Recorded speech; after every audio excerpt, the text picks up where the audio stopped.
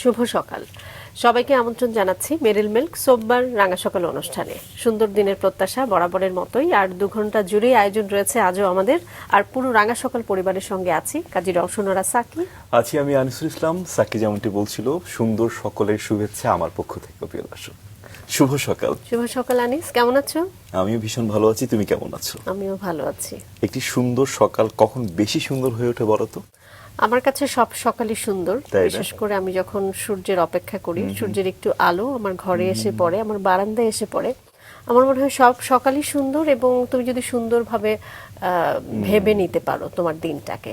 সুন্দর প্রকৃতির কথা তো চমৎকার করে গুছিয়ে পড়লে, পাশাপাশি আমার কাছে মনে হয় ভালো খাবার দাবার, ও আচ্ছা, হ্যাঁ, পুষ্টিকর খাবার, চমৎকার খাবার, নিশ্চয়ই। সবকিছু মিলে আমার কাছে মনে হয় একটা ভালো খাবারও আর বিশেষ করে আমরা সারাদিন যারা ভালো রাখে বাঙালি আমাদের। আছি, মানে আমাদের আসলে আনন্দেরও একটা অন্যতম অনুষঙ্গ হচ্ছে খাবার, সেটা তো বলতেই হবে। এই কথাটি কেন বললাম জানো? আজকে কিন্তু একজন অবশ্যই। চমৎকার রন্ধন শিল্পী রয়েছে। আমি জানি, এবং সেটা তুমি দর্শকদেরকে জানাবে যে কে আছেন আমাদের সঙ্গে। নিশ্চয়ই, চলো জেনে নিই। প্রিয় দর্শক, আমাদের আজকের রাঙা সকালের অতিথি রন্ধন শিল্পী ও নারী উদ্যোক্তা ফারজানা তাবাসসুম শাম্মী। শুভ সকাল। শুভ সকাল। কেমন আছেন? এই তো ভালো আছে আলহামদুলিল্লাহ, আপনারা কেমন আছেন? আমরাও ভীষণ ভালো আছি। আপনাকে চমৎকার লাগছে, খুবই সুন্দর লাগছে, একেবারে রাঙা লাগছে। একদমই, রাঙা একদমই। সকালে রাঙা একজন অতিথি, কি বলো? নিশ্চয়ই নিশ্চয়ই। এবং যিনি খাবার নিয়ে কাজ করেন তিনি নিজেও যে অনেক বেশি গুছানো হন, সেটা আজকে আপনাকে দেখে আমরা নতুন করে আবিষ্কার করলাম। সবসময় আমরা জানি এই বিষয়টি, তারপরেও, তাই না? এবং একটা বিষয় আসলে খুব মাথায় নক করছে, সেটা হচ্ছে আপনার আসলে রন্ধন শিল্পী না হয়ে অভিনেত্রী হওয়া উচিত ছিল। আমরা অফেয়ারে খুব মজা করছিলাম এই বিষয়টা নিয়ে। ওকে, আমরা নিশ্চয়ই সেই বিষয়েও যাব, যে আপনি বিভিন্ন কন্টেস্টেও কাজ করেছেন, সেইগুলো নিয়েও আসবো। খাবার রয়েছে অনেক, সেগুলো নিয়ে তো নিশ্চয়ই আজকে আসতে হবে। আপনি যেহেতু একজন রন্ধন শিল্পী, একজন উদ্যোক্তা, তার আগে শৈশব নিয়ে জানতে চাই, কোথায় কেটেছে, কেমন কেটেছে সবকিছু মিলে? আমার জন্মস্থান হচ্ছে নরসিংদীতে, জি। মাধবদী, কিন্তু আমার জন্ম হয়েছিল ঢাকায়, এটা আমার নানির বাড়িতে। তো তারপর দেখা গেল নরসিংদীতেই আমার বেড়ে ওঠা। তো এরপর আমার স্কুল লাইফ শুরু হয় হচ্ছে ওইখান থেকেই। আচ্ছা, নরসিংদীতেই। হ্যাঁ, আচ্ছা, তারপর ক্লাস 5 যখন পড়লাম, তবে 6-এ যখন উঠি তখন আমি হোস্টেলে চলে যাই। ও আচ্ছা, হোস্টেলে মানে মির্জা- ঢাকায়? না, আচ্ছা, মির্জাপুর ভারতেশ্বরী হোমস, আচ্ছা। ওখানে যাই। তারপর ওইখান পর্যন্ত আমার এসএসসি ওইখান থাকে। আচ্ছা। আর ছোটবেলায় খুব চঞ্চল ছিলাম আমি, এবং খেলাধুলা করতে খুব নরসিংদীর কতটুকু মনে আছে? মানে ক্লাস অনেক- 5 পর্যন্ত তো আপনি ওখানে ছিলেন, হ্যাঁ, 6 কিন্তু থেকে অনেক আপনি- কিছু মনে আছে। আচ্ছা। আমার মানে মেমোরিটা মাশাআল্লাহ অনেক ভালো আমার মনে হয়। এবং এখন আপনি নরসিংদী থেকে আসলে আজকে এসেছেন আমাদের কাছে। হ্যাঁ, আজকে নরসিংদী থেকে আসা হয়েছে। আচ্ছা, কেমন ছিল সবকিছু মিলে? পরিবারটা নিয়েও যদি একটু জানি, ভাই বোন, বাবা মা। আমরা 5 বোন, আচ্ছা। 1 ভাই, আব্বা মা আছে, আমার 2 মা। এবং 2 মা বললে আমার আন্তরিক খুবই, এটা অনেকে হয়তো বলেন নিতে পারে, বাট আমরা মনে করি যে আমার ছোট মা আমাদের বেশি আদর করে বড় বাহ। মা থেকে। আচ্ছা, আর আব্বা আছেন, এই তো। 2 মা বলতে আমরা একটু ডিটেইলে যদি একটু শুনি, যে আমরা স্টেপ মাদার যাকে জি, বলে জি, থাকি। হ্যাঁ। ও আচ্ছা, নাইস, আপনি এত সুন্দর করে বলছেন। মানে হ্যাঁ, আমরা- আমার জীবনে প্রথম আমি এইভাবে শুনছি আর কি, মানে এত পজিটিভলি। জি, জি, এবং একই সাথে আমরা এত বছর ধরে 2 মা একসাথে আছেন।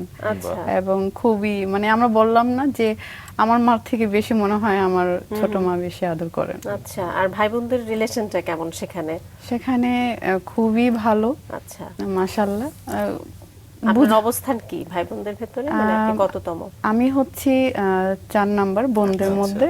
আমরা 5 বোন, আর আমার ছোট বোন। তার মানে তারপর- বোনদের একটা ভালো আন্ডারস্ট্যান্ডিং আছে হ্যাঁ, আপনাদের? খুবই মাশাআল্লাহ আছেন। ভাই কি খুব সব ছোট? এক্সেপশনাল কেস কিন্তু বিষয়টা। হ্যাঁ, ভাই আছেন, নিশ্চয়ই। বিজনেস করেন। আর 2 বোন ইউকে তে আছেন, একজন ওইখানকার কাউন্সিলর লেবার পার্টির থেকে বাহ। আছে, আর একজন ওইখানে বিজনেস করছেন, ইউকে তে লেবার ইউকে তে পার্টির কাউন্সিলর। কি নাম কাউন্সিলর ওনার? সঞ্জিদা ফেরদৌস। আচ্ছা। এবার 2nd বার হলো এবার। ওকে। বাহ। আর আরেক বোন ওইখানে আছে, আমিও ছিলাম, আমার বড় বোনও ছিল, আমরা চলে আসছি। শৈশব সম্পর্কে যেহেতু যেটা জানছিলাম, যে আপনি বিভিন্ন কর্মকাণ্ডের সঙ্গে ছিলেন, সাংস্কৃতিক কর্মকাণ্ড যদি বলি, স্কাউটের সঙ্গে ছিলেন, জি। এবং উদ্যোক্তা হওয়ার একটা ন্যাক মনে হয় ছোটবেলায় ছিল, আমরা যতটুকু জেনেছি প্রোফাইল থেকে, না? সেই বিষয়গুলো নিয়ে একটু শুনতে চাই। কি কি করতেন শৈশবে স্কুলে? স্কুল লাইফে যখন আমি ক্লাস, আমার যতটুকু মনে আছে 4-5-এ পড়ি, নানির বাড়িতে যখন যেতাম তখন মনে হতো যে আমার কিছু করতে হবে। আচ্ছা, তো ওই আচ্ছা, যে নানুর বাড়িটা কোথায়? ঢাকায়? এটা হচ্ছে ঢাকা, বড় মার যেটা ওটা হলো কেরানীগঞ্জ, ছোট মার যেটা সেটা হচ্ছে আমাদের নরসিংদীতেই। আচ্ছা, তো যখন যেতাম তখন মনে হতো আশেপাশে গ্রাম অঞ্চলে কিন্তু মহিলারা যে চাদর বুনতো, চাদর নকশি বুনতো, তখন আমার মনে হতো যে আমিও করি। ছোট ছোট ছেলে মেয়েদের দেখতাম, আমার মনে হতো যে আমি একটু কিছু করি। সেটা কোথায়? নরসিংদীতে? নরসিংদীতে আচ্ছা। নানির বাড়িতে যখন যেতাম, তারপর সেখান থেকে আমার মনে হলো যে ওদের সাথে পার্টনারে আমি চাদর সেলাই করব, এবং আমি নকশি কাজ শিখেছি আমার আম্মার কাছ থেকে। তখন আমি ওদের সাথে পার্টনার হয়ে আমি সে ক্লাস 5-এই চাদর বুনি, নকশি। তারপর ফার্স্ট আর্ন হয় আমার 25 টাকা। ও আচ্ছা, তখন কোন ক্লাসে পড়ছেন? তখন ক্লাস 5। আচ্ছা, একেবারে চতুর্থ শ্রেণী থেকে আপনি উদ্যোক্তা বলা যায়। হ্যাঁ, তখন থেকেই আমার মনে হলো যে আমি কিছু করতে চাই, কিছু করব। মানে আমার কথা হলো নিজের পরিচয় করব। ওই সময় থেকে কেন জানি মাইন্ডে ঢুকে গেছে। এই ন্যাকটা কি পরিবার থেকে এসেছে? মানে পরিবারে কাউকে দেখে, ফ্যামিলিতে অন্য কেউ? না না না, একেবারে একদম নিজের থেকে চলে আসছে আচ্ছা, এটা। আমরা শুনি আরো অনেক কিছু আপনি করেছেন শৈশবেই, সবকিছু জানতে হবে আজকে আমাদের। তার আগে ছোট্ট করে আপনার সম্পর্কে আনিস জানাবে। আনিস। নিশ্চয়ই। প্রিয় দর্শক, ফারজানা তাবাসসুম শাম্মী একজন দক্ষ রন্ধন শিল্পী, উদ্যোক্তা ও প্রশিক্ষক। রান্নার প্রতি গভীর ভালোবাসা ও আগ্রহ থেকেই তিনি দেশ বিদেশের বিভিন্ন প্রতিষ্ঠান থেকে রন্ধন বিষয়ক প্রশিক্ষণ ও কোর্স সম্পন্ন করেন। অর্জিত জ্ঞান ও অভিজ্ঞতাকে কাজে লাগিয়ে তিনি প্রতিষ্ঠা করেন শাম্মীস কিচেন, যা মানসম্মত রন্ধন প্রশিক্ষণ ও সুস্বাদু খাবারের জন্য সুপরিচিত। রন্ধন শিল্পে নিজের দক্ষতার স্বীকৃতি হিসেবে তিনি দেশি বিদেশি বিভিন্ন প্রতিযোগিতায় অংশগ্রহণ করে একাধিক সম্মাননা অর্জন করেছেন। এর মধ্যে উল্লেখযোগ্য হল দেশব্যাপী আয়োজিত রন্ধন বিষয়ক reality show chef premier league 2021-এ চ্যাম্পিয়ন হওয়ার গৌরব অর্জন। এছাড়া ভারতের royal Bengal master chef India আয়োজিত ইন্টারন্যাশনাল রেসিপি কন্টেস্টে প্রথম স্থান অর্জন করে আন্তর্জাতিক পরিমণ্ডলেও নিজের সৃজনশীলতা ও দক্ষতার স্বাক্ষর রেখেছেন। পেশাগত সাফল্যের পাশাপাশি সামাজিক দায়িত্ববোধ থেকেও তিনি নিয়মিত কাজ করে যাচ্ছেন। বিভিন্ন সময়ে বিনামূল্যে রন্ধন প্রশিক্ষণ প্রদান করে নারীদের দক্ষতা উন্নয়ন, আত্মকর্মসংস্থান এবং অর্থনৈতিকভাবে স্বাবলম্বী হয়ে ওঠার ক্ষেত্রে গুরুত্বপূর্ণ ভূমিকা রাখছেন। তার লক্ষ্য রন্ধন শিল্পকে শুধু একটি পেশা নয়, বরং নারীর ক্ষমতায়ন ও উদ্যোক্তা তৈরির একটি কার্যকর মাধ্যম হিসেবে প্রতিষ্ঠিত করা। বিশাল কর্মযজ্ঞে এগিয়ে গিয়েছেন। আমরা শৈশবে ছিলাম, সেই নকশি কাঁথার গল্প শুনছিলাম। জি, তারপর দেখা গেল যে স্কুল লাইফ থেকে এটা আমার চলে আসে। তারপর 2006 আমার মনে আছে, ফার্স্ট হচ্ছে আমি ফুড নিয়ে কাজ করি। আচ্ছা, তখন একটা মেলা হয় আমাদের, বৈশাখী মেলা তখন আপনি কিসে পড়েন? তখন হ্যাঁ, ক্লাস আমি 8-এ পড়ি। আচ্ছা, তারপর দেখা গেল যে ওইখানে স্টল নিতে আমার আব্বার বাধা, যে রেপুটেশনের প্রবলেম, একটু বাধা আসে তখনকার যুগে। তারপর আমার এলাকার একটা আঙ্কেল আছে, আব্বুকে বুঝালো যে না, কিছু একটা করতে পারবে মনে হয়, মেয়েকে একটু দেওয়া উচিত। তারপর ঠিক আছে, 5,000 টাকা দিচ্ছি, তুমি যদি ব্যাক না করতে পারো তাহলে কিন্তু মানে এটাই শেষ, আর দিব না। তো আমার জন্য চ্যালেঞ্জিং ছিল সেটা। 3 দিনের বৈশাখী মেলাতে আমার আর্নিং ছিল মাশাআল্লাহ 25,000 টাকা। দেন আমার আব্বাকে 5,000 টাকা ব্যাক করি, বাট আব্বা নেয়নি সেদিন। মানে আমার কনফিডেন্স দেখতে চেয়েছে যে বাবারা কি তাই নেন? কিন্তু আমি জানতে চাই সেই মেলায় কি কি আপনি নিয়ে গিয়েছিলেন যে একেবারে আপনার মানে কি বলবো 3-4 গুণ প্রফিট নিয়ে আপনি বাসায় ফিরলেন? সেদিন ছিল পাটিসাপটা পিঠা ছিল, তরমুজের জুস ছিল, তারপর লাচ্ছি ছিল, তারপর পুডিং ছিল, তারপর আমাদের দুধ পুলি বলি না, যে ওইটা নারকেল দুধ পুলিটা ছিল, আর হলো কেক ছিল। আচ্ছা, এই রান্নাগুলো নিশ্চয়ই আপনি বাসায় দেখতেন। আপনি 2 মায়ের কথা বলছেন, এই রান্নার ন্যাকটা কিভাবে নিজের ভেতর আসলো? রান্নাটা আসে আমার বোনদের মধ্যে। আমার বোনরা রান্না করতো, মানে আমার 3 নাম্বার বোন, আর হচ্ছে আমার ছোট মা রান্না করতেন। আর দ্যাট মোমেন্টে আমি দেখতাম সিদ্দিকা কবির রেসিপি, ওনাকে দেখে আমার ইন্সপায়ার বেশি হয়েছে, যে ওনার রান্না আমার খুবই ভালো লাগতো। তো আস্তে আস্তেই এটা শেখা হয় আমার, যে আমি এই কাজটা করব, কিভাবে করতে হয় আমার জানার আগ্রহ খুব বেশি ছিল। তো সেখান থেকেই আমার তার মানে স্কুল পড়াশোনা এগুলোর পাশাপাশি আপনি কিচেনে বড়দের সঙ্গে কাজ হ্যাঁ, করেছেন, এবং এটা বলা হ্যাঁ, যায়। স্কুল লাইফ থেকেই আমার হোস্টেলে যখন বাসায় আসতাম তখনই আমি ফুড ডেলিভারি দিতাম, যে কয়দিন থাকতাম বাহ। ফুড ডেলিভারি দিতাম। তখন তো ইন্টারনেট ছিল না, ডিশ লাইন থাকতো না, ডিশ লাইনে কিন্তু অ্যাড চ্যানেল থাকে, ওই চ্যানেলগুলোতে আমি অ্যাড দেওয়াতাম, বাহ। ওখান থেকে বিজ্ঞাপন হতো এবং আমার প্রচার হতো যে এখানে ফুড, বাট নাম লুকিয়ে, নাম পরিচয় দেওয়া যাবে না, ফ্যামিলি থেকে নিষেধাজ্ঞা ছিল। আচ্ছা, আচ্ছা, এটা একটা আপনি যে বলছিলেন যে বিভিন্ন স্থানীয় যে ডিশ চ্যানেলগুলো, হ্যাঁ, সেখানে আসলে আপনি বিজ্ঞাপন দিতেন, এই বিষয়টা বা এই ধারণাটা আসলে কিভাবে আপনার আসলো? যখন আমরা ডিশ লাইন দেখতাম না, বিভিন্ন চ্যানেল চেঞ্জ করতাম, তখনই দেখতাম কোনো বিজ্ঞাপন দিচ্ছে, তো এটা দিচ্ছে এটা দিচ্ছে, তার মানে আমার ফুডও দেওয়া যাবে, তো ওই সময় দিলাম। তারপর আবার আরেকটা কথা, যে নিউজ পেপারের মধ্যে লিফলেটও দিতাম ওই সময়। আচ্ছা। তো এইভাবে একটু পরিচিত করা, কিন্তু একটু আমি আমার নেগেটিভটাই বলবো, যেটা ফ্যামিলির জন্য আমি পারিনি, ওই সময় আমার নামটাকে আমি প্রেজেন্ট করতে পারিনি। আমার ফুড চলতো, বাট কে সেল করতো এটা জানতাম না। আপনি সেই 6-7-এর কথা বলছেন, এবং জি। তখন আসলে সোশ্যাল মিডিয়া আমাদের হাতে তখনও মনে হয় পৌঁছেনি, আমি না, যতটুকু আইডিয়া করে বললাম। তো তখন আসলে মানে এই বোধটা কিভাবে আসলো? আপনি তো নরসিংদীর মতো একটা জায়গায় থাকছেন, আমি কেন বলছি, শহুরে জীবনেও তখনও মনে হয় একটু একটু করে শুরু হয়েছে বাইরে থেকে ফুড নেওয়া বা বাইরের খাবার পারচেস করে বাসায় খাওয়া। ওখানে সেরকম একটা কনসেপ্ট বা এটা করতে গিয়ে আপনার যে টার্গেট পিপল তারা আসলে আছে কিনা, সেটা কাজ করবে কিনা, এই বোধগুলো কি সম্পূর্ণ নিজস্ব ছিল, নাকি কাউকে দেখে বা কারো দ্বারা, মানে হয় না যে উৎসাহী হয়ে কাজ করা?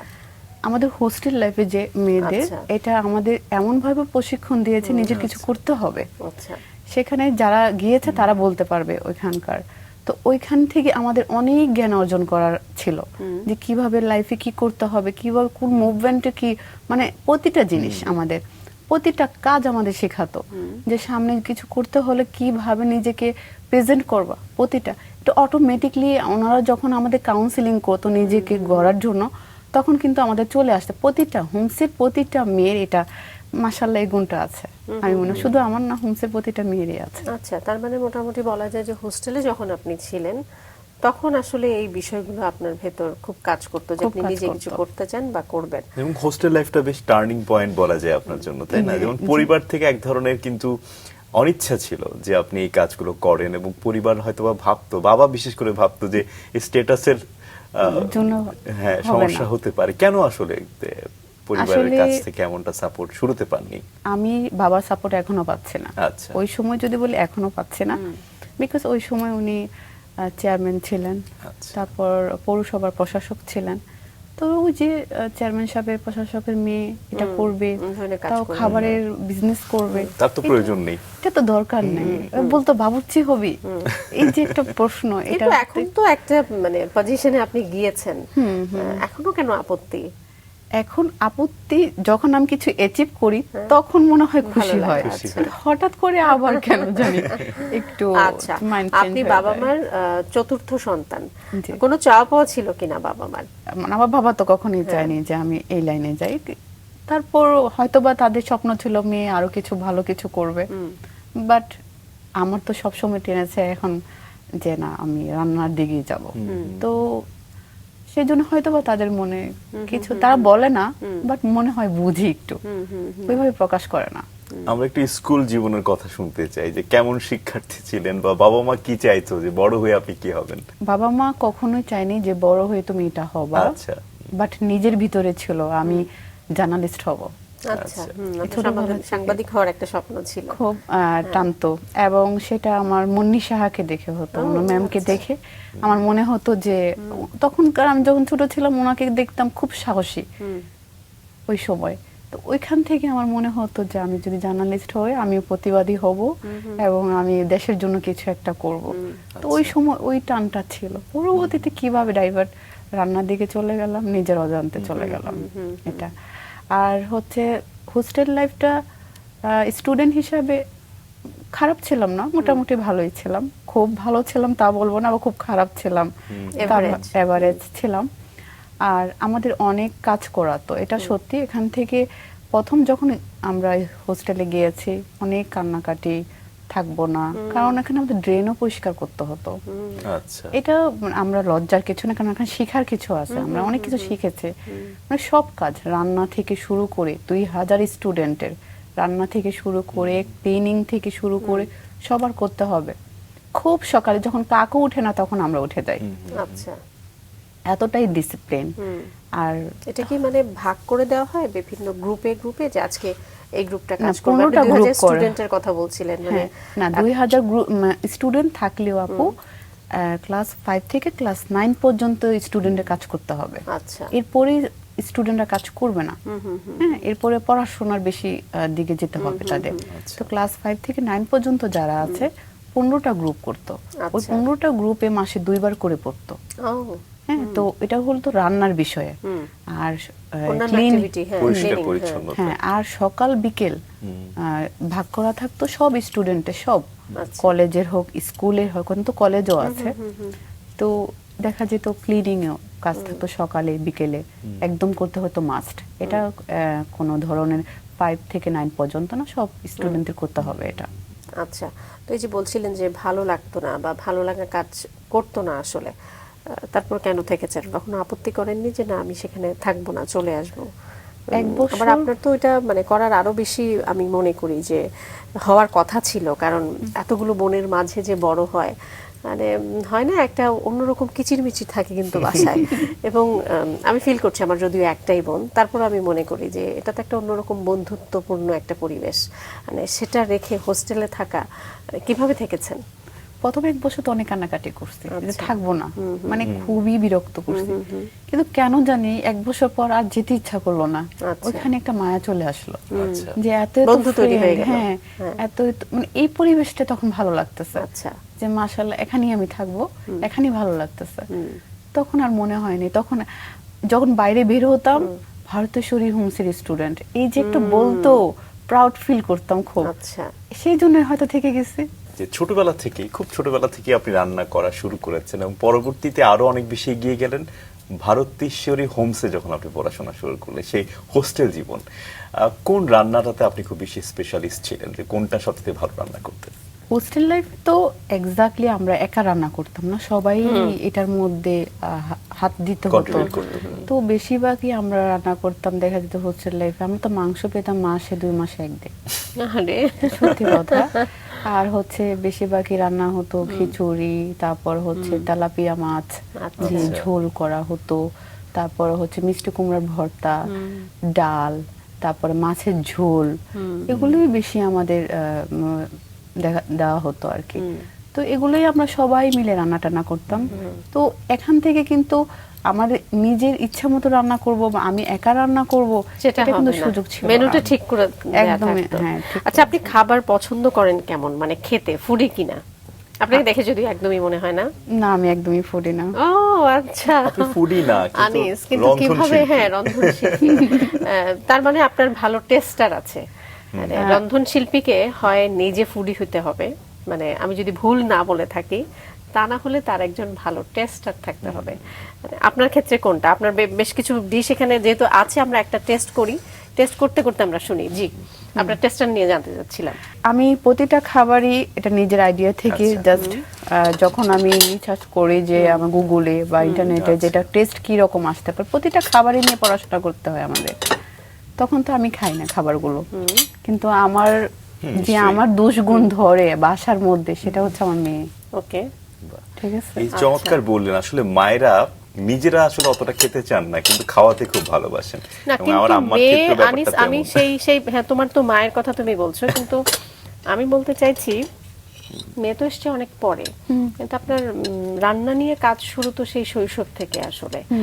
তখন থেকেই যদি আমি সিরিয়ালি জানতে চাই serially, যে মেয়ে এখন হয়েছে, এক মা যেহেতু ফুড নিয়ে কাজ করে, মেয়ের টেস্ট বাট ভালো হবে, এটা খুব ন্যাচারাল, এটা আমি বলতে পারি।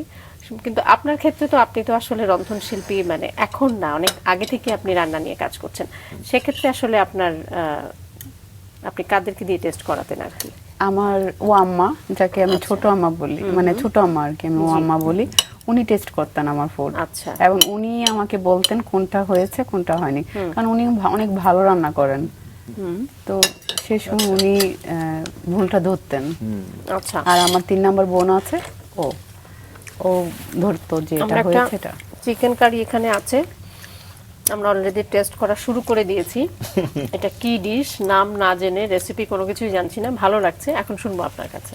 এটা হচ্ছে চিকেন চিজ, এটা সম্পূর্ণ আমার ক্রিয়েশন, এটা আমার নিজস্ব রেসিপি। আচ্ছা, আর এটা আমি করেছিলাম মাস্টার শেফ ইন্ডিয়াতে, বাহ। ফাইনাল রাউন্ডে এটা ছিল।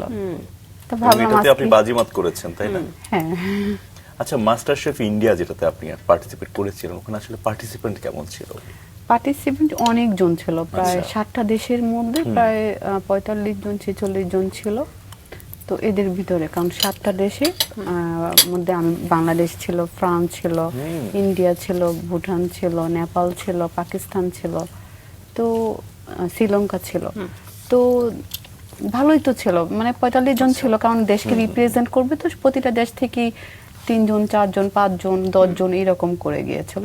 তো আমাদের দেশ থেকে শুধু আমি গিয়েছিলাম। বাহ, কোথায় হয়েছিল এটা?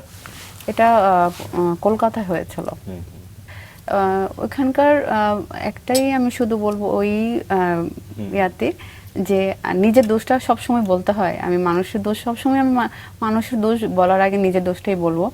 সেদিন হয়তো বা আমি অনেক ভালো করতে পারতাম আরো, কিন্তু হয়তো লাক ফেভার করছে দেখেই হয়তো বা আমি উইনার হয়েছে। কারণ ওই দিন আমার যে আমাদের দেশে একটা ফুড ছিল যে রাজশাহী রসকদম।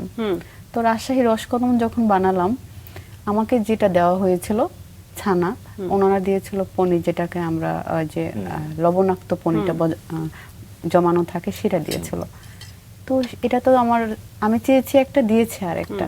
তো সেই সময় আমার জন্য খুব চ্যালেঞ্জিং ছিল। শর্ট টাইমে আমার ছানা ওনারা দিয়েছেন খুবই শক্ত, এবং সেটা দিয়ে আমার রসকদম বানানোটা খুব চ্যালেঞ্জিং ছিল। তো সেদিন হয়তো বা লাকের কারণে আমি ফার্স্ট রাউন্ডে পার হয়ে গিয়েছিলাম। আচ্ছা, তো সেই জন্যই বলবো নিজের কিভাবে দোষটা। চ্যালেঞ্জটাকে মানে উতরে উঠলেন কিভাবে, মানে এত শক্ত? আমি অনেক কান্না করেছি। আমি যখন শুরু হয়েছে তখন কিন্তু ওখানকার শেফ, আরেকটা আছে রাশিয়ান একজন শেফ ছিলেন, ওনার নামটা আমার এক্স্যাক্টলি এখন মনে পড়তেছে না। উনি বলেছে এলিন নাকি এই টাইপের কিছু হবে। উনি এসে আমাকে বারবার বলতেছে তুমি পারবা, আমার বিশ্বাস তুমি পারবা। উনি আমাকে চিনেন না, জানেন না, বাট ওনার মায়া হচ্ছিল মনে হয় যে মেয়েটা কান্না করতেছে কেন এইভাবে। পরে জানতে পারছে আমার কাছ থেকে শুনে, তুমি পারবা, এটাই তো তোমার জন্য চ্যালেঞ্জ, যে কিছু নাই ওইটা দিয়ে তোমার তৈরি করা। তারপর আমার মনে হয়েছে ওনার কথাগুলো আমার, রসকদম বানিয়েছিলেন এবং রসকদম বানিয়েছিলাম। তার মানে ওটা টেস্ট ভালো ছিল? টেস্ট আমি বলবো যে আমাকে 10 এর মধ্যে 4.5 দিব। আচ্ছা, সেখান থেকে মানে এত জাজরা কম কেন কিভাবে দিবেন আপনাকে আসলে? কারণ আরো ভালো টেস্ট আসে, এটা ডেফিনেটলি আরো ভালো টেস্ট আসে। বললাম না পারফেক্ট ছানা আমি পাইনি, তো ওরা তো ফার্স্ট খেয়েছে, দ্যাটস ওয়াই ওদের ভালো লেগেছে এটা। আর আমি তো জানি এটা এক্স্যাক্টলি টেস্ট এই ইনগ্রেডিয়েন্টটা কি শুধু আপনার জন্যই ছিল, নাকি এক একজনের জন্য এক এক রকম একজনের ইনগ্রেডিয়েন্ট? জন্য এক একটা ছিল। ও আচ্ছা, নিজের দেশকে প্রথম পর্বে ছিল নিজের দেশের ফুডকে প্রেজেন্ট করা। তো আমার মনে হলো আমি ডেজার্ট আইটেম কিছু করি। আর রাজশাহী আপনি চুজ রসকদম, করেছিলেন যে ডেজার্ট আইটেম করব? ডেজার্ট আমি চয়েস করেছিলাম, কারণ বলে দিয়েছিল যে কোনো একটা আইটেম করতে হবে, বাংলাদেশকে রিপ্রেজেন্ট করার জন্য যে কোনো একটা ফুড করতে হবে, দেশীয় একটা ফুড।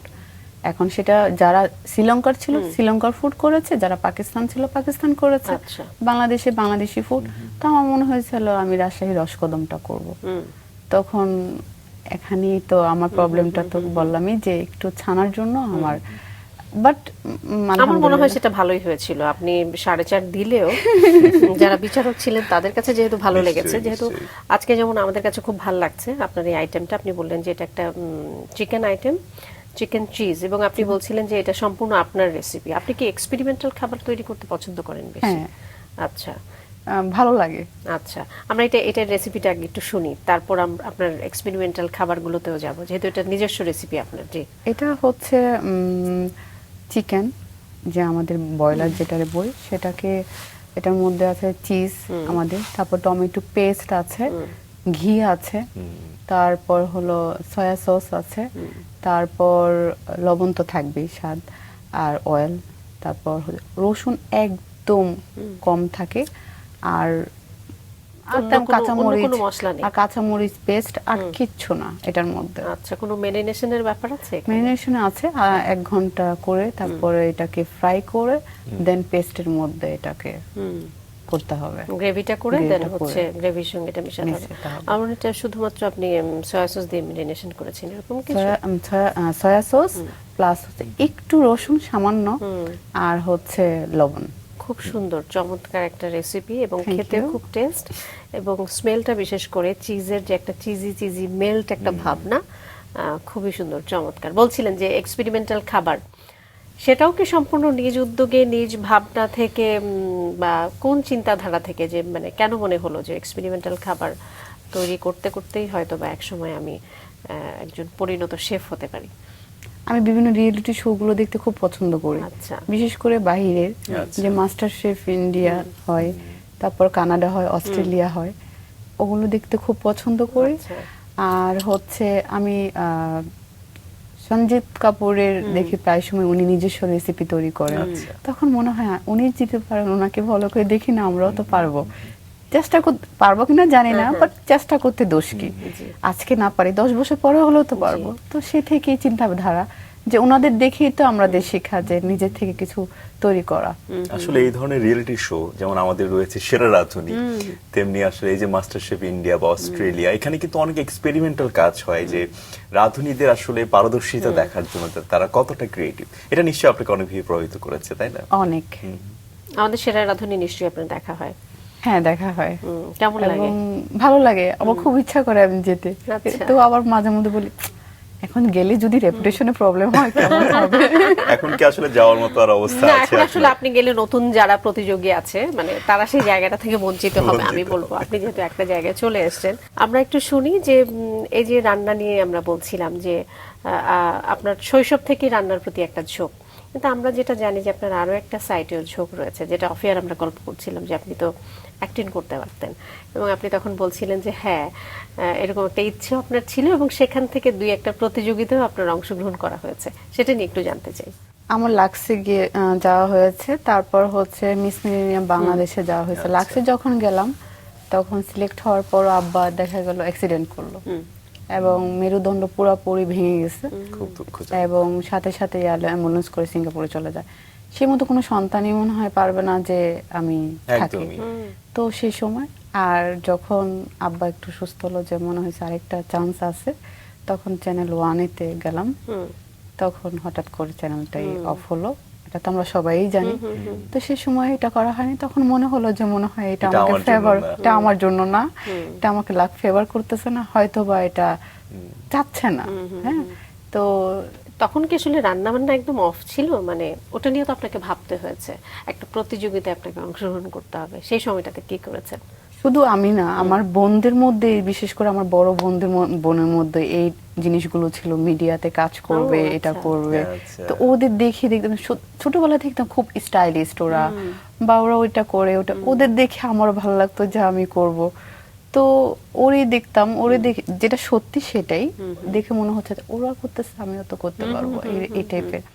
আর আমাদের বোনদের মধ্যে বড় বোন ছিল, তো ও খুব স্টাইলিশ ছিল ওই সময়, এবং সেও তো দেখতাম যে টুকটাক কাজ করতেছে। তখন আমি মনে মনে, তখন তো ছোট আর বললেও সাহস নাই যে আমিও ইচ্ছা, তখন আমি ফলো করতাম প্রতিটা জিনিস, বা কোনো টিভি চ্যানেলে নায়িকা বা কোনো কিছু হলে তারা কিভাবে নিজেকে প্রেজেন্ট করতেছে ওগুলো শেখার চেষ্টা করতাম, কিন্তু কেন করতাম এটা নিজেও জানি না, বাট ভালো লাগা থেকে হয়তো বা ফলো করার এই চেষ্টা করতাম। পারিপার্শ্বিক পরিবেশ নিশ্চয় অনেকভাবে প্রভাবিত করেছে। হ্যাঁ। আর কেউ যখন দেখতে খুব সুন্দরী হয়, আকর্ষণীয় হয়, আশেপাশে মানুষ কিন্তু খুব অনুপ্রাণিত করে যে তুমি হয়তো এই জায়গাটাতে কাজ করতে পারো, তাই না? বলেছে অনেকে, বাট ওই সময় এই জন্য যাওয়া হয়নি।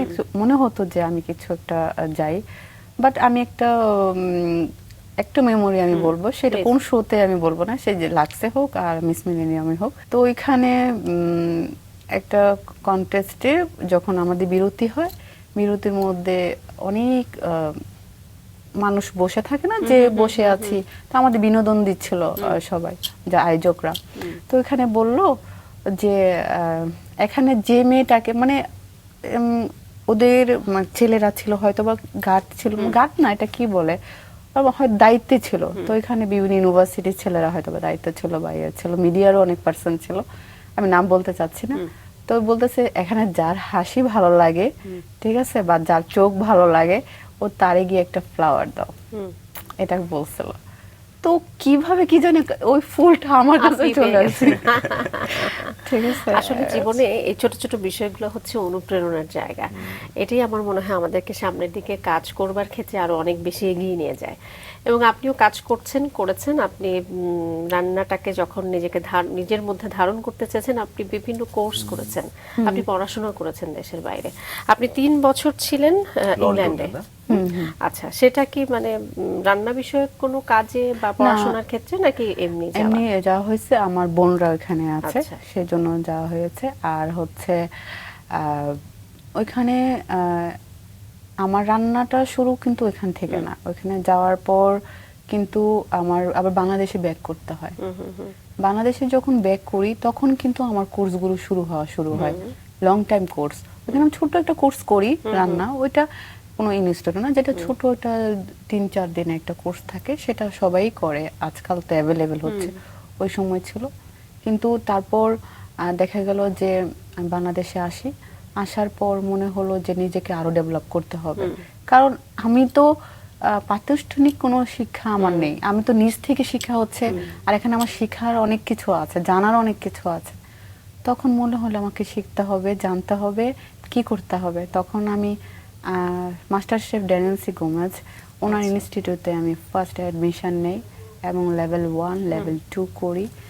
তারপরে আস্তে আস্তে আস্তে দেখা গেল বিভিন্ন প্রতিষ্ঠান থেকে লেভেল 3 লেভেল 4 ডিপ্লোমা, তারপর হচ্ছে এখন আমার চলছে পেস্ট্রি বেকারির ইএসএ, এখন রানিং চলছে। তারপর থাইল্যান্ডেও কোর্স করেছি, ইন্ডিয়াতেও করেছি, তারপর মালয়েশিয়াতেও করেছি। তো মালয়েশিয়াতে করেছি, আমি অনলাইনে করেছি, মালয়েশিয়াতে করেছি, আর ওগুলো ফিজিক্যালি করেছি।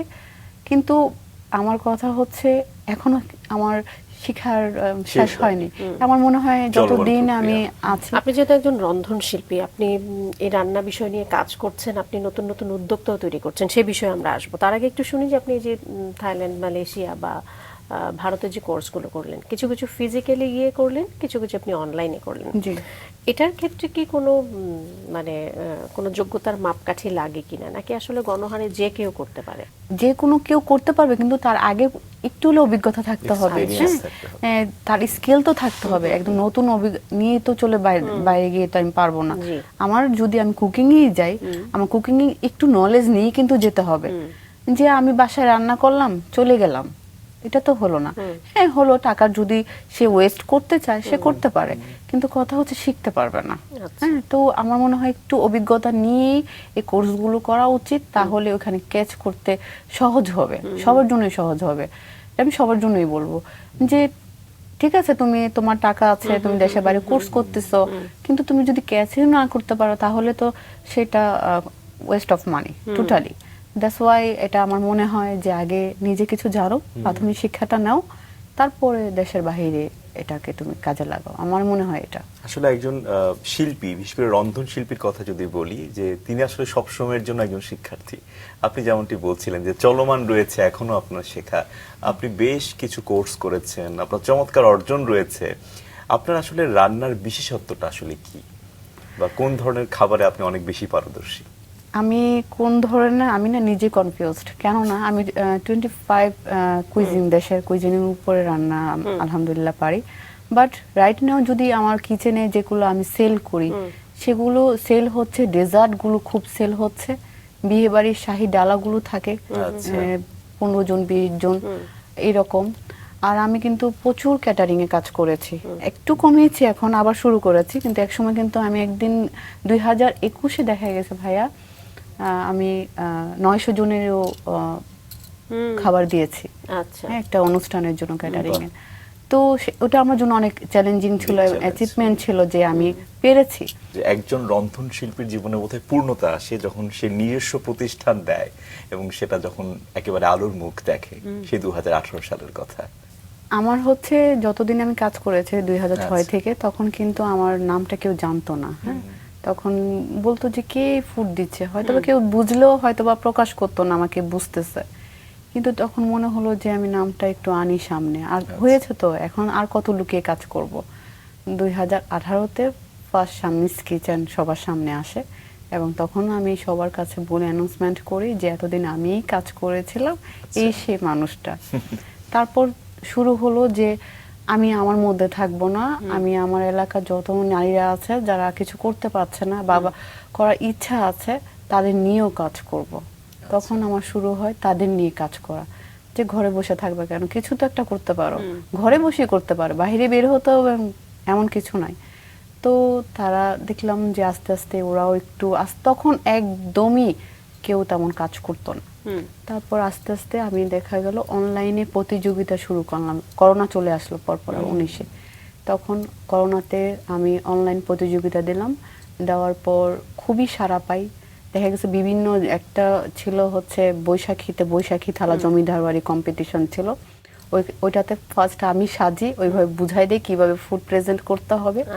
ওইটা ওরা আমাকে নকল করে কপি করে দেন ওরা ইয়া করে, তারপর ওইটার উপর ফার্স্ট সেকেন্ড থার্ড হয়। 2020-এ গিয়ে আমি ওদের প্রাইজ দিই। তখন আমি আমার তরফ শাম্মীস কিচেন থেকে সবকিছু ডায়মন্ডের ওদের দেওয়া হয়েছিল, ইয়াররিং, তারপর গোল্ডের, তারপর ডায়মন্ডেরই লকেট দেওয়া হলো, তারপর ফিঙ্গার রিং দেওয়া হলো, নোজ পিন দেওয়া হলো, যেটা পেরেছি আমি দিয়েছি শাম্মীস কিচেন থেকে। এরপরে মনে হলো ওরা এত উৎসাহ পাচ্ছে, আরো কিছু করি ওদের নিয়ে। তারপরে 2021-এ আরো কিছু প্রোগ্রাম করলাম। তখন মনে হলো না, ওদের দিয়ে রান্না, লাইভ রান্না কোনো কম্পিটিশন করাই। তখন আমার মনে হলো যে 2022-এ আমি নরসিংদীর সেরা রেসিপি টাচ করি, এবং ঢাকা থেকে অনেক সেলিব্রিটি গেস্ট যায়, মিডিয়ার মানুষ যায়, শেফরা যায়, ওখানে যাওয়ার পর আমি নিজে স্পন্সর টোটালি, এবং অনেক টাকা খরচ এবং মেয়েদের জন্য আমি করি, এবং খুব সাড়া ফেলে সেই অনুষ্ঠান, মাশাআল্লাহ অনেক হয়। তখন আমার মনে হলো যে না, কিছু মনে হয় মেয়েদের জন্য কিছু করতে পারছি। কিন্তু দুর্ভাগ্যবশত সেই তার 1 মাস পরেই আমি দেখা গেল একটু থেমে গেছি কাজে। কেন? আমার রেস্টুরেন্টের টাকা একজনের সাথে পার্টনার ছিল, সে দেশে 70 লক্ষ টাকা নিয়ে চলে গেছে। দ্যাটস ওয়াই এটা আমি রেস্টুরেন্টটা দিতে পারিনি। তো একটা কষ্ট তো রয়েই গেল যে আমার এত ছোটবেলা থেকে এত যে আমি করেছি সেভিংস টোটালি আমার গায়েব হয়ে গেছে। তখন আমি একটু ব্রেক দিই। ব্রেক দেওয়ার পর আমার আস্তে আস্তে সবাই আমাকে খুঁজে যে শাম্মী আপু কোথায়।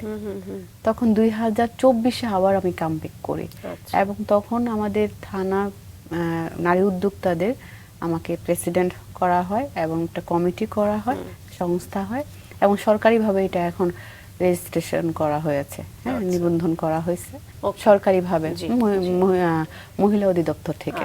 শাম্মীস কিচেন না, শাম্মীস কিচেন না, আমাদের কমিটিটা। আপনি যে কমিটির মাধ্যমে নারীদের উদ্যোক্তা হওয়ার পেছনে যে প্রশিক্ষণ দিচ্ছেন, এবং এখানে শত শত নারী কিন্তু কাজ করতেছে।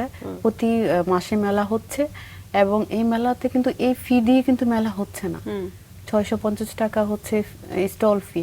একটা সেন্টারে 650 টাকায় কখনোই হয় না। নিশ্চয়ই না।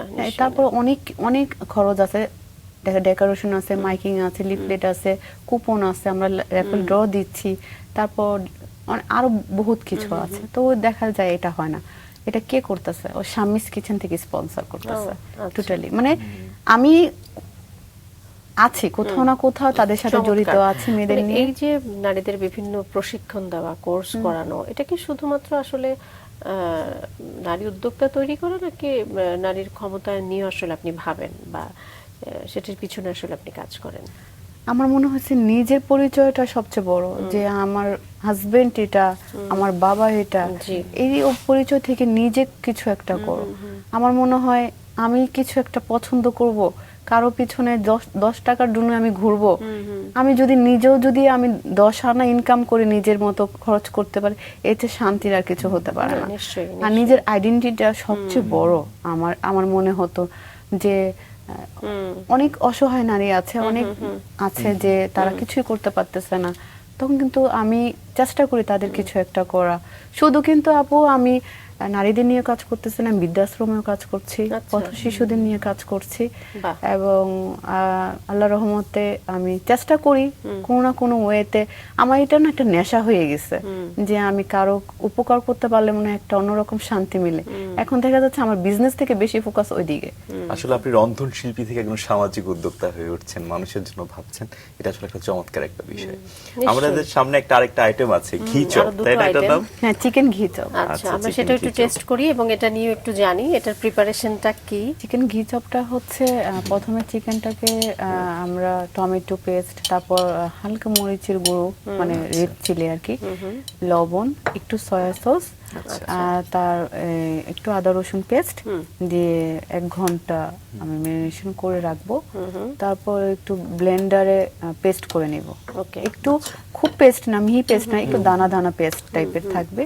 তার পরবর্তীতে এটা আবার এই পুরটা তৈরি করার জন্য আমার আলাদা একটু বেরেস্তা করতে হবে, অনিয়নের বেরেস্তা, এটা ফ্রাই করতে হবে। আচ্ছা। তারপর ওটার মধ্যে আমি যখন পুরটা বানাবো অয়েল দিয়ে, তারপর আবার কাঁচা পেঁয়াজ দিয়ে, তারপর হচ্ছে কাঁচা মরিচ, তারপর শুকনো মরিচ, আদা রসুন, একটু টমেটো সস, খুবই বেশি মশলা না, খুবই অল্প মশলা। তারপর একটু কষিয়ে তারপর আবার ওই যে পেঁয়াজ বেরেস্তাটা করেছে ওটা দিয়ে দিব, তারপর চিকেনটা দিয়ে দেবো। চিকেনটা একটু গ্রেভি করার জন্য, একটু জুসি করার জন্য আমরা একটু ময়দা বাইন্ডিং এর জন্য একটু ময়দাটা ইউজ করব, 1/2 চামচের মতো, 4 চামচ। তারপর একটু গুলিয়ে ওটা দেওয়ার পর ধনেপাতা দিয়ে, তারপর একটু জিরা ফাঁকি আর একটু গরম মশলা দিয়ে না আমরা ঘি দিয়ে, আচ্ছা, লাস্ট মোমেন্টে ঘি দিয়ে, এটা পুরটার কথা বলছি, নামিয়ে ফেলবো। আর নর্মালি হচ্ছে যেটা আলুটা, পটেটোটা আমরা একটা ভর্তা করেছি, ওইটার মধ্যে নর্মালি অ্যাজ ওয়েল আমরা যেভাবে ভর্তা করি সেটাই, জাস্ট আমি অনিয়ন ফ্রাইটা দিয়েছি, ঘি দিয়েছি, গরম মশলা দিয়েছি, জিরা দিয়েছি, কাঁচামরিচ, পেঁয়াজ, ধনেপাতা, দ্যাটস ইট। খুবই চমৎকার। আমরা চিকেন চপ করি সাধারণত, আমরা যেটা জানি যে একটু বুটের ডাল, একটু অন্যান্য যে কোনো একটা ইনগ্রেডিয়েন্ট, একটু আলু হতে পারে, আমরা ওটা ম্যাশ আপ করে দেন করি। কিন্তু আপনি এটা একদম পিওর, যেটা চিকেন যে কিমাটা না, ওটাকেই বিভিন্ন মশলা দিয়ে, পেঁয়াজ বেরেস্তা দিয়ে এত সুন্দরভাবে আপনি তৈরি করেছেন। আনিস, তুমি বলছো না, আমি সব বলে যাচ্ছি। হ্যাঁ, বিশেষ করে পুরটা তুমি তো অনেক এক্সপেরিমেন্ট করো। এক্সপেরিমেন্ট করি না মানে খাবার সম্পর্কে আমি তবে আমার টুকটাক কাছে জানি, আমার মনে হয় টেস্ট পার্ট ভালো, বিশ্বাস করি। হ্যাঁ, আমি খেতে ভীষণ ভালোবাসি। ঠিক আছে, এটা নিশ্চয়ই ট্রাই করা উচিত আমার কাছে মনে হয়। মানে চমৎকার। পুরটা খুব ইম্পর্টেন্ট, তাই না? পুরটা ভালো করে তৈরি ইম্পর্টেন্ট, করা। দুইটাই ইম্পর্টেন্ট। ভর্তাটা যদি আবার মজা না হয় আচ্ছা। সেটা কিন্তু ভালো লাগবে না। ঘিয়ের স্মেলটা মাস্ট আসতে হবে, আচ্ছা। একটু হলে আসতে হবে, এবং একটু না ভালোই আসতে হবে। আর সব দুইটাই ইম্পর্টেন্ট, পুরটা ডেফিনেটলি ইম্পর্টেন্ট। এখন যদি ভর্তাটাই যদি নর্মাল ভর্তা করে রেখে দেই, কিন্তু নর্মাল ভর্তা না, এটার মধ্যে গরম মশলা গিয়েছে, জিরা গিয়েছে, তারপর পেঁয়াজ বেরেস্তা গিয়েছে, তারপর ঘি গিয়েছে। তো আর কাঁচা পেঁয়াজ একদমই দেই না, কারণ কাঁচা পেঁয়াজ একটু ভেজে নিছে হালকা। অনিয়ন ফ্রাই ছাড়াও কিন্তু একটু সফট টাইপের পেঁয়াজও দিয়েছি, সেটা একটু ভেজে নেওয়ার জন্য। কারণ আমরা যদি ফ্রোজেন আইটেম করে দিই, কাঁচা পেঁয়াজটা কিন্তু হেলথের জন্য খারাপ আর খুব দ্রুত নষ্ট করে ফেলে। তো সেই জন্য আমরা একটু হালকা ভেজে নিলে এটা ভালো থাকে। তার চমৎকার মানে আপনার recipe। শাম্মিস কিচেন থেকে কি এই ধরনের আইটেম কি সেল করেন আপনি? হ্যাঁ। বাহ, চমৎকার। এবং সেটা তো শুধুমাত্র নরসিংদী কেন্দ্রিক না, নরসিংদী ক্ষেত্রে না, ঢাকাতেও আমার দেওয়া হয়। এবং আমার কিন্তু দেশে বাহিরেও ফুড যায়। কিভাবে সেটা? কিভাবে যায়, যদি বলে যে রোস্ট নেবো আপু এতগুলা রোস্ট, তখন আমাকে ফ্রোজেন করে দিবেন, তখন আমি ফ্রোজেন করে দিই। বা কালা ভুনা নিব, আপনি ফ্রোজেন করে দিবেন, আমি ফ্রোজেন করে দিই। যারা আমার ফুড খুবই পছন্দ করে, বা বালুশাহী মিষ্টিটা ড্রাই, 4-5 দিনে কিছু হবে না, এগুলো নিয়ে যাচ্ছে। সন্দেশ নিয়ে যাচ্ছে, যেগুলো ড্রাই ফুড অনেকেই নিয়ে যাচ্ছে। আচ্ছা। আর মানে যেগুলো ঢাকাতে, এক্সপোর্ট করা সম্ভব। হ্যাঁ, আর ঢাকাতেও অন্যান্য দেওয়া হয়। খাবারগুলো মোটামুটি ফ্রোজেন করে করে আপনি পাঠান। আপনার এখানে আরো একটা আইটেম কেক, যদিও আমি যেটি বলছিলাম অফিয়ারে, যে এত সুন্দর কেকটা, এবং বিশেষ করে এত সুন্দর একটা রং, হোয়াইট কালার, আমার খুব প্রিয় একটা রং। আমার দেখে মনে হচ্ছে যে এটা আমি কাটবো না, মানে এত ভালো লাগছে। কিন্তু না কাটলেই নয়, আমরা পুরো টিম ধরে আমার মনে হয় আমরা পরে টেস্ট করব। কিন্তু আপনি যেহেতু আছেন, আপনার হাতেই রাঙা সকাল উপলক্ষে আমরা কেকটা কাটবো। না, আপনারা সবাই একসাথে কাটলে আমার আমি মনে হয় আছি, বেশি প্লিজ। ভালো। আনিস কিন্তু হয়তো ওখান যার হাত থেকে ধরে আসলে এই শেয়ার করতে কেকটা পারবে না, এসেছে, আমি আপনার সঙ্গে শেয়ার করব। তাকে আসলে আমরা চাই যে তিনি কেক কাটুক। নিশ্চয়ই। আনিস, তুমি আমরা শুভ একটু- সকাল আমরা বলতে একটু পারো। শুভ শুভ সকাল, রাঙা সুন্দর সকাল। সকাল, রাঙা সকাল। এবং একটু করতালি। চমৎকার। আমরা একটু কেকের রেসিপিটা শুনি। আমরা অফিয়ারে টেস্ট করব দর্শক, আমরা পুরো টিম মিলে কেকটা টেস্ট করতে চাই, এটার রেসিপিটাও জানতে চাই আপনার দর্শকদের জন্যই।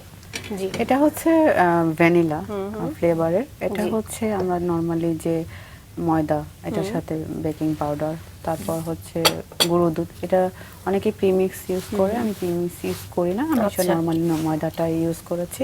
অ্যাকচুয়ালি অথেন্টিক হচ্ছে ময়দাই। ময়দা, তারপর হচ্ছে একটু কর্নফ্লাওয়ার, বেকিং পাউডার, সোডা, তারপর হচ্ছে বেকিং সোডা, খাবার সোডা সেটা, ওইটা, তারপর পাউডার মিল্ক, ওইটা চেলে, তারপর ডিম ফোম করে, তারপর আমরা ওইটা মিক্স করে, তারপর এটার মধ্যে একটু অয়েল দিয়ে মিক্স করে, তারপর এসেন্স দিয়ে, তারপর আমরা সেটা মোল্ডে দিলাম। এটা শর্টকাট বলতে হবে, কিন্তু এটা তো আর এটা আমি একটু জানতে চাই, তো এক লেয়ারের একটা বার্থডে কেকই যদি আমরা বলি, যে আমরা তো সাধারণত এভাবে বার্থডে কেকটা করি, উপরে হয়তো আরেকটু ডেকোরেট করি, বা কেউ চাইলে এরকম লাইটই আমরা রাখি, সেই জায়গাটা নিয়ে আমি একটু জানি। বিশেষ করে যে ক্রিমটা আপনি করেছেন, ক্রিমটা নিয়ে একটু জানতে চাই আপনার দর্শকদের জন্য। আজকে ক্রিমটা টোটালি করা আছে হুইপ ক্রিমের উপরে, কারণ খুব শর্ট টাইম ছিল আমার হাতে করার জন্য, তো আমি বেশি যাইনি, অন্য কোনো রেসিপিতে যাইনি। শর্টের মধ্যে আমার মনে হয়েছে এটা ভালো হবে এবং টেস্টফুল হবে, কম সময়ের মধ্যে করতে পারো, খুব দ্রুত আসতে হবে, আপনাদের সাথে দেখা করতে হবে সেজন্য। তো ক্রিমটা হচ্ছে হুইপ ক্রিমটা, এবং সেটা রেসিপিটা হচ্ছে আপনার কোল্ড করে তারপরে আপনাকে বিট করতে হবে, এবং যেটা যে পাত্রে বিট করব সেটা ডেফিনেটলি ঠান্ডা হতে হবে। আবার আমরা যে বিটারের যে দুইটা আমার বিটারের যে ইয়াটা থাকে, সেই দুইটাও আমাদের ফ্রিজে রাখতে হবে, রেখে তারপর ঠান্ডা করে স্ট্যান্ড দুটে, ওই দুইটা স্ট্যান্ড ঠান্ডা, তারপর বাটিও ঠান্ডা, তারপর হচ্ছে ক্রিমও ঠান্ডা, সব ঠান্ডা থাকতে হবে, এবং তারপর বিট করতে হবে। ওভার বিট করা যাবে না, একটু ঠিক রাখতে হবে। আর যদি মনে করে সুগার অ্যাড করা দরকার আছে, তখন সুগার অ্যাড করবে। আমি সুগার অ্যাড করিনি। ও আচ্ছা, আমার কাছে মনে হয় সেটা খুব হেলদি হবে। নিশ্চয়ই নিশ্চয়ই। এই যে রন্ধনশিল্পীরা রান্না নিয়ে কাজ করেন, এবং আমরা জানি যে প্রত্যেকেরই কিছু না কিছু সিক্রেট থাকে, মানে আপনার কাছে যদি একটু জানি যে রান্নার ক্ষেত্রে আসলে সবচেয়ে গুরুত্বপূর্ণ উপাদান কি, সেটা কি আসলে রেসিপি, দক্ষতা, ভালোবাসাটা তো অবশ্যই থাকতে হবে, তা না হলে সে রান্না করবে কেন? আসলে রান্না মানে আসলে হাতের ছোঁয়া, আচ্ছা, ভালোবাসা। টেকনিক গুলো ফলো করার পরও প্রতিটা মানুষই আপু আপনার আমার রেসিপি আপনি ফলো করবেন, সেম টেস্ট আসবে না, কখনোই না। এটা হচ্ছে সম্পূর্ণ, আমার মনে হয়, আমার পার্সোনালি মনে হয় এটা হাতের একটা জোশ বলে বা ভালোবাসা বলে, কিছু টেকনিক মনে হয় থেকেই যায়, নিজস্ব টেকনিক আমরা যেটাকে বলি যায়। মানে একই রেসিপি আমরা সবাই ফলো করতেছি, টেস্ট এক আসবে না, এটা হয়তো বা অন্যরকমই একটা গড গিফটেড। যে প্রত্যেক রন্ধন শিল্পীর যে একটা সিক্রেট রেসিপি নিশ্চয়ই রয়েছে, এবং আপনি যেটা বলছিলেন যে ভালোবাসা না থাকলে যে কোনো শিল্পে আসলে এগিয়ে যাওয়া কঠিন। এবং আপনি কেবল রন্ধন শিল্প নিয়ে পড়ে থাকেননি, আপনি মহিলাদেরকে স্বনির্ভর করার ক্ষেত্রে প্রশিক্ষণ দিয়ে যাচ্ছেন, এটা আসলে একটা চমৎকার বিষয়। এমন কি কোনো গল্প আছে যে আপনার কাছ থেকে প্রশিক্ষণ নিয়ে কোনো নারী তার জীবনকে পরিবর্তন করেছেন? কারণ নাম বলতে চাচ্ছি না, কাউকে ছোট এখানে হয়ে যাবে আমার মনে হচ্ছে, কারণ এমন অনেক পরিবার আছে যাদের আমি করেছি। কারণ নরসিংদীতে ফার্স্ট, অনেকেই যেটা জানেন, ফার্স্ট যে নারীদের নিয়ে কাজ করে থাকে স্বামীজ কিচেন করেছে। আর নারী উদ্যোক্তা যদি হয়ে থাকে কম বয়সে, সেটা আমিই হয়েছি। আচ্ছা। আর আমার হাত ধরে, আমি বলবো না এটা আল্লাহর হুকুম হয়েছে, আমার উছিলা আল্লাহ দিয়েছে বলেই হয়তো আমি পেরেছি। আর সেটা হচ্ছে অনেক নারী হয়েছে। এমন একটা নারীর গল্প আমি জাস্ট বলবো, যেদিন শুনে আমার মনে হয়েছে ওর জন্য আমার কিছু করা উচিত। হয়তো অনেকে বুঝতে পারে, বাট নাম বলবো না। ও আমার একদিন মেলাতে আসে, তো মেলাতে আসার পর ওর বড় বোন নিয়ে আসে যে আপু আপনার, আমার চোখে পানি চলে আসতেছে, যে ওর জন্য কিছু করতে হবে আপনার। আমি বলতেছি কি করবো, পরে ওর হাত দেখালো, ওর হাতগুলো একদম বেঁকা, টোটালি বেঁকা। তখন আমার মনে হলো যে আমি অ্যাকচুয়ালি, তুমি রান্না করতে চাচ্ছ কিন্তু এই হাতে রান্না কিভাবে? আর আমি তো কোনো ডক্টর না যে আমি এইভাবে তাকে করাবো। তখন আমি বলছি ওকে ফাইন, তুমি পরে আসো, আমি চেষ্টা করব। তো আমার বাসায় আসে, তারপর ওকে আমি টিপস দিয়ে শেখানো। এমন না যে আমি সম্মানই নিয়েছি, হ্যাঁ সম্মানই দিতে চেয়েছে সে, কিন্তু আমার মনে হয়েছে না, শুধু হাত না, ওর পায়েও সমস্যা। আচ্ছা আচ্ছা ঠিক আছে, এমন কিন্তু অনেক আছে। তো ওটাই একটু বললাম। তারপর কিন্তু এখন কিন্তু সে মাশাল্লাহ খুব ভালো রান্না করতে পারে, আস্তে আরো ভালো করবে আশা বাহ, করি। বাহ। এবং খুব সেল করতেছে, মেলাতে স্টল দারুণ। নিচ্ছে।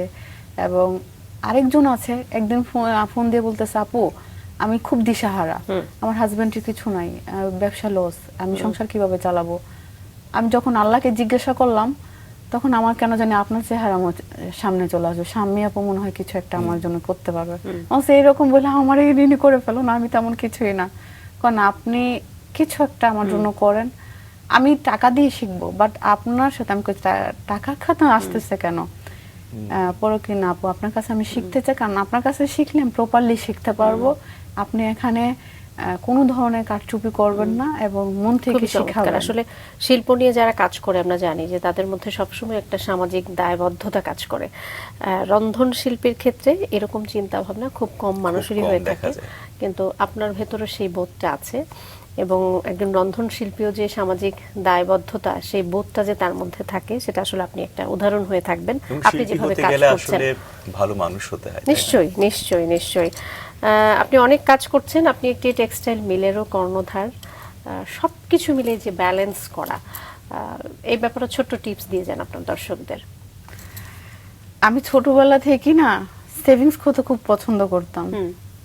এখন হয়তো বা সেভিংস রাখতে, আমি তো মাঝখানে দুর্ঘটনাটা বললামই, সেভিংস করতে খুব পছন্দ করি, আবার খরচ করতে খুব পছন্দ করি।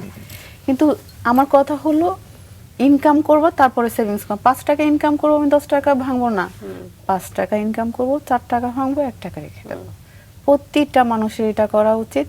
অনেকে বলে না যে রেখে দিব সাজবো, সে ডেফিনেটলি রেখে দিতে হবে। ওই যে 1 টাকা রাখতে হবে, আমি 4 টাকা খরচ করে ফেলবো। আচ্ছা। এই সেভিংসটা যে করতে হবে, শিখতে পারবে। সেভিংস মানে না আমি একদম না খেয়ে থাকবো, একদম নিজেকে রাখবো, কিছুই করব না, শুধু সেভিংসই করবো না। আমি সব করব, কিন্তু সেভিংসও করব। আমার মনে হয় প্রতিটা মানুষ যদি সেভিংস করতে পারে, তার জন্য সাফল্য চলে আসবে ডেফিনেটলি। আর সবচেয়ে কথা হলো মন পরিষ্কার রাখতে হবে। মনকে যদি পরিষ্কার, কারো উপকার করতে হবে, আর ভুল যদি হয় স্বীকার করতে হবে যে আমার ভুল হয়েছে, সরি। আর এই জন্য মেয়েরা আমাকে খুব পছন্দ করে। আমি যেমন বকাও দেই, আবার সবাই জড়ায় ধরি যে আমার ভুল হয়েছে, সরি। চমৎকার, ভীষণ সুন্দর। মন পরিষ্কার না, চমৎকার এখানে tips। আসলে বলতে হবে যে নিজের কাছে জবাবদিহিতার একটা জায়গা সবসময় রাখা উচিত। অনেক ভালো লাগলো আজকে, অনেক মজার মজার ফুড আমরা খেলাম, ভীষণ ভালো লাগলো। অনেক গল্প শুনলাম, বিশেষ করে সফলতার গল্প, অনেক ভালো লাগার ছিল। অনেক ধন্যবাদ জানাতে চাই, একই সঙ্গে কৃতজ্ঞতা। আপনাদের সাথে আলাপ করে আমার অনেক ভীষণ ভালো লাগছে। আর মাছরাঙাকেও ধন্যবাদ যে আমাকে আমন্ত্রণ করার জন্য। আমার জন্য সবাই দোয়া করবেন, যাতে সামনে আমি আরো ভালো কিছু করতে পারি।